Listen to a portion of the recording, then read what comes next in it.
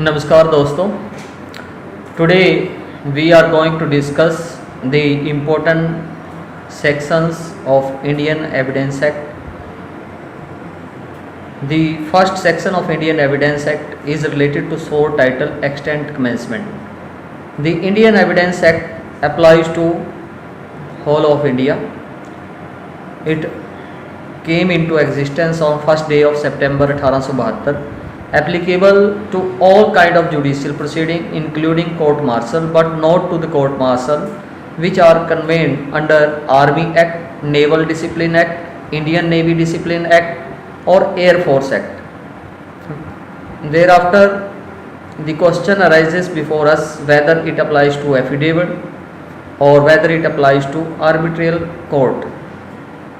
The Indian Evidence Act does not apply to affidavit or arbitration proceedings. Now,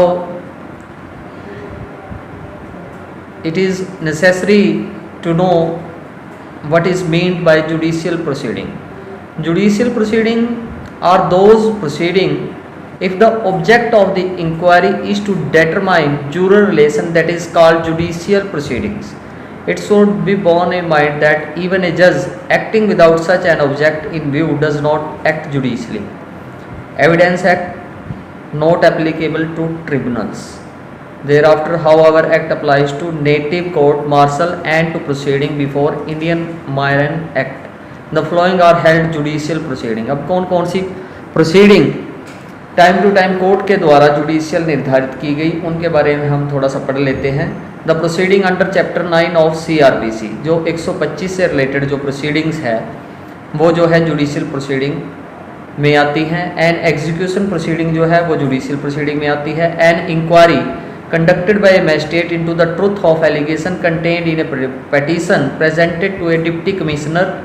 inquiries under 97, 145, 340 of CRPC जो relating to search warrant और relating to property dispute और relating to false evidence 340 से related जो proceedings हैं वो सारी जो inquiries हैं वो जुडिशियल प्रोसीडिंग के अंतर्गत आती हैं. प्रोसीडिंग बिफोर इंडस्ट्रियल ट्रिब्यूनल को भी जुडिशियल प्रोसीडिंग कोर्ट के द्वारा निर्धारित किया गया है. नॉन जुडिशियल प्रोसीडिंग, अब कौन सी प्रोसीडिंग ऐसी हैं जो नॉन जुडिशियल प्रोसीडिंग होती हैं? Where no discretion is to be exercised, no judgment to be given but something is to be done as a duty is not judicial but an administrative inquiry. So the following are held non judicial proceeding. अब कौन कौन सी proceeding हैं जो non judicial proceeding में fall करती हैं या court के द्वारा टाइम टू टाइम निर्धारित की गई है? वो है inquiry conducted by collector under land acquisition act, तो ये जुडिशियल प्रोसीडिंग में फॉल नहीं करती. डिपार्टमेंट इंक्वायरी, ये बिल्कुल क्लियर है कि डिपार्टमेंट इंक्वायरी किसी भी तरह की इंक्वायरी डिपार्टमेंट से रिलेटेड होगी तो वो जुडिशियल प्रोसीडिंग नहीं होगी. And order passed by first class magistrate under section 452 और 455 ऑफ CRPC जुडिशियल प्रोसीडिंग में फॉल नहीं करती. इसके अलावा जो सबसे महत्वपूर्ण क्वेश्चन उठ सकता है वो है क्या कंटेम्प्ट प्रोसीडिंग जुडिशियल प्रोसीडिंग होती हैं या नहीं? तो इसका सीधा सा आंसर है कि कंटेम्प्ट की प्रोसीडिंग्स जो है जुडिशियल प्रोसीडिंग में फॉल नहीं करती. There after evidence act affidavit पे एप्लीकेबल नहीं है.